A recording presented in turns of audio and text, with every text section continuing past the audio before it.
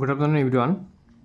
তো তোমালোকক আগৰ যেটো ভিডিঅ'ত তোমালোকক MCQ খিনি আৰু fill in the blanks খিনি মই দিছিলো আমি আলোচনা কৰা হৈছিল আৰু তোমালোকৰ ক্লাছতো আলোচনা কৰা হৈছিল কিন্তু আজি এটি সময়ত তোমালোকে বিচাৰিছিলা যে স্যাৰ আমাক লং কোৱেশ্চন খিনি উইথ এনসাৰ দিব লাগে তো হেইটোৰ কাৰণে আজি ভিডিঅ'টো বনোৱা হৈছে আৰু এইটো চেনেল যদি কোনবাই যদি প্ৰথম আইছা তেতিয়া হলে চেনেলটো সাবস্ক্ৰাইব কৰি লোৱা তেতিয়া হলে অটোমোটিভৰ ইম্পৰ্টেন্ট কোৱেশ্চন HSLC-ত আহা কোৱেশ্চন তাৰপিছত HSLC-ত প্ৰেক্টিকেল কি ধৰণৰ হয় গোটেইখিনি কথা এইটো চেনেলত তোমালোকে পাই যাবা তো এতিয়া আমি মূল বিষয়বস্তু লৈ আহো এতিয়া আমি ভিডিঅ'টো আৰম্ভ কৰিম সো ইয়াতে দিছিলে যে short answer type questions হয় না নহয় তো 1 number soya what are some key functions of the body of an automobile যে what are some key functions of the body of an automobile তে এইটো প্ৰশ্নৰ উত্তৰটো কি হ'ব সোয়া key function কি হ'ব তে ইয়াতে তোমালোকৰ কাৰণে মই ৰেডি কৰি ৰাখিছো the body of an automobile serves the several key functions including দিপিনে তোমালোকে 1 2 3 4 5 যেহেতু তোমালোকৰ ইয়াতে মাৰ্ক কিমান আছিল মাৰ্ক আছিল তোমালোকৰ সোয়া ইয়াতে আছিল 2 মাৰ্কস 2 মাৰ্ক কে আছিল 7টা হয় না নহয় তে 2 মাৰ্ক বা 3 মাৰ্ক দুই থাকে তেতিয়া হলে তোমালোকে এই গিটা লিখিলে হ'ব প্ৰথম লিখিবা স্ট্ৰাকচাৰাল সাপোৰ্ট 1 নম্বৰ 2 নম্বৰ দিবা প্যাসেঞ্জাৰ প্ৰটেকশন 3 নম্বৰ দিবা এৰোডাইনামিক্স 4 নম্বৰ দিবা housing for components and 5 number weather protection etc আৰু আছে ঠিক আছে তে এই কিটা ইজি আছে তোমালোকে সবে পাৰিবা সেই কাৰণে এইখিনি দিয়া হৈছে second number কোৱেশ্চনটো soya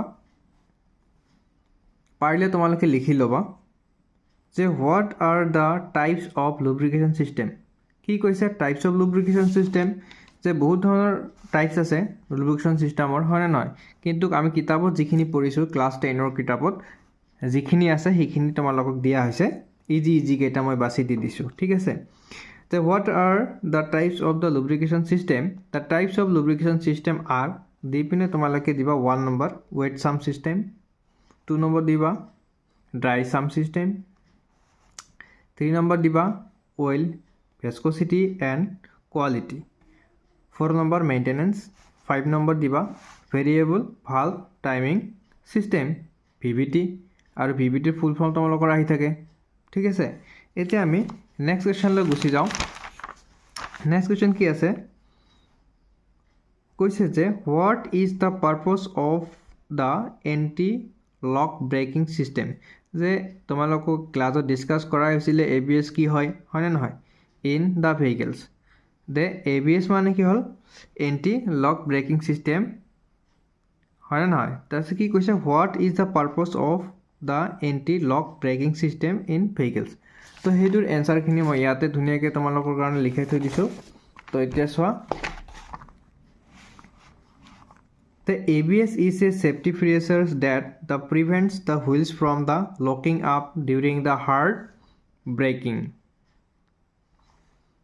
allowing the driver to maintain steering control and avoid skidding it modules the brake pressure to each wheel independently reducing the risk of accident তো তোমালোকৰ কাৰণে ইয়াতে সি দিয়া আছে 2 নম্বৰ 2 মাৰ্কস সো 2 মাৰ্কৰ কাৰণে এইখিনি লিখিলে যথেষ্ট ঠিক আছে তোমালোকে পাৰিলে লিখি লোৱা আৰু এইটো ভেৰি ইম্পৰ্টেন্ট হয় তোমালোকৰ HSLC ৰ কাৰণে তোমালোকে ইয়াতে ভেৰি ইম্পৰ্টেন্ট বুলি দি দিব পৰা ঠিক আছে ভেৰি ইম্পৰ্টেন্ট কোৱেশ্চন হয় এটো কৰিবা এতিয়া বাৰবাৰ কোৱেশ্চনটো লাৰি চালে মানে অকমান টাইমটো বেছি যায় তো সোয়া নেক্সট 4 নম্বৰ কোৱেশ্চনটো তোমালোকক আগবঢ়াইছো যে what is the purpose of filler gauge in vehicle maintenance দেখি কৈছে আমাৰ filler gaugeৰ কথা কৈছে আছে না filler gaugeৰ কথা কৈছে তো filler gaugeৰ পাৰপসটো কি তে 2 মাৰ্কস দিয়া আছে তো 2 মাৰ্কস হিসেবে আমি 2 মাৰ্কসৰ নিচিনাকৈ আমি লিখিম সোয়া লিখিবা filler gauge are the thin strips of metal used to measure the gap between two components such as valve, clearance and spark plug gaps. তো এইখিনি লিখিলেই হ'ব আৰু লিখা যায়, কিন্তু যিহেতু 2 মাৰ্কছ আছে আমি এইখিনি লিখিম, ঠিক আছে। নেক্সট চোৱা 5 নম্বৰটো কি আছে, what is the purpose of a multimeter in automobile service. What is the purpose of a multimeter in automobile service. তো 2 মাৰ্ক আছে, 2 মাৰ্কৰ কাৰণে তোমালোকে লিখিবা a multimeter is a versatile tool use for measuring voltage current and resistance in electrical circuits. It is indispensable for. চোৱা আকৌ চাই লোৱা, তোমালোকে লিখি লোৱা, এইখিনি অকণমান ৰাখি দিছোঁ, বুজিছে। 4ৰ পিছত লিখিবা diagnosing the electrical issues such as short circuits, open circuits and voltage drops. তো এইখিনি লিখিলে হৈ যাব, যেহেতু 2 মাৰ্কছ আছে। নেক্সট তোমালোকে 6 নম্বৰটো চোৱা, 6 নম্বৰ কুৱেশ্যন চোৱা, what is the purpose of using the alignment machine in automobile service. তো 2 মাৰ্কৰ কাৰণে আমি সৰুকৈ লিখিছোঁ the alignment machines are used to measure and adjust the wheels alignment angles of vehicles including chamber, caster and toy. আৰু লিখা যায়, আৰু অকণমান আছিল লিখিবৰ কাৰণে, কিন্তু এইখিনি লিখিলেও হ'ব। নেক্সট 7 নম্বৰটো চোৱা, how can tracking your time help you. কি কৈছে, এইটো তোমালোকৰ যিটো আমাৰ স্কিল এমপ্লয়েবিলিটি স্কিলৰ পৰা আছে তাৰ পৰা কুৱেশ্যনটো কাটিছে, ঠিক আছে। যে how can tracking your time help you, then we identify and not where we have spend our time, this will help us analyse if we have use our time effectively or not.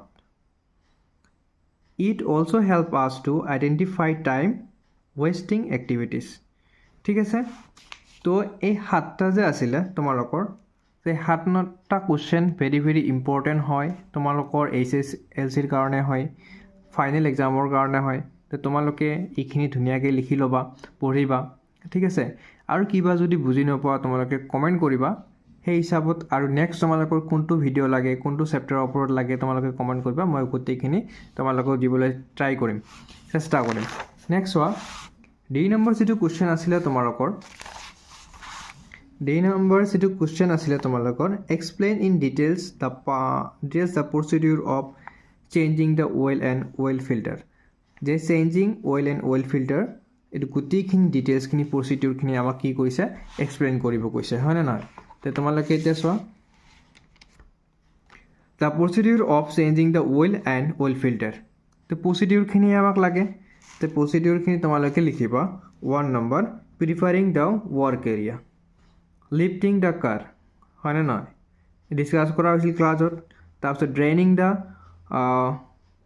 The old oil, যিবিলাক old oil আছে তাক কি কৰিব লাগিব, সেইবিলাক ওলাব লাগিব, সেইকাৰণে কি হয়, ড্ৰেইনিং কৰিব লাগিব।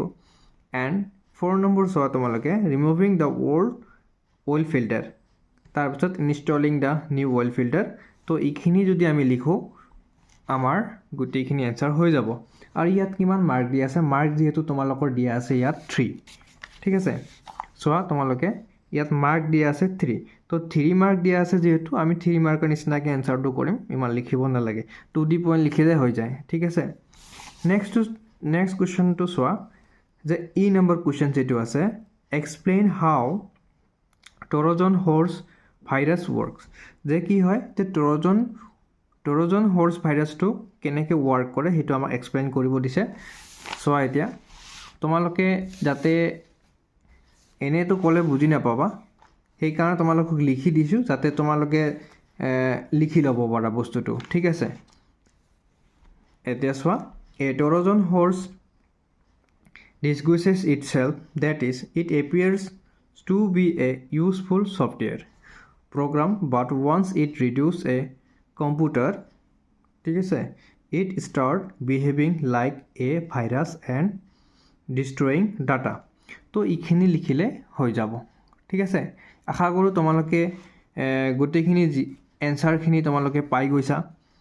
আৰু যদি তোমালোক কিবা প্ৰব্লেম থাকে তোমালোকে কমেণ্ট কৰিবা, ঠিক আছে। আৰু আশা কৰোঁ তোমালোকে গোটেইখিনি বুজি পাইছা আৰু বেষ্ট অফ লাক, তোমালোকে ভালদৰে পঢ়িবা।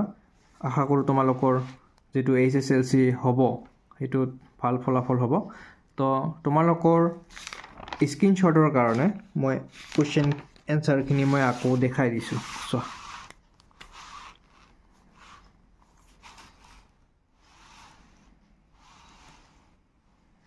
তোমালোকে স্ক্ৰীনশ্বট মাৰি ল'বা।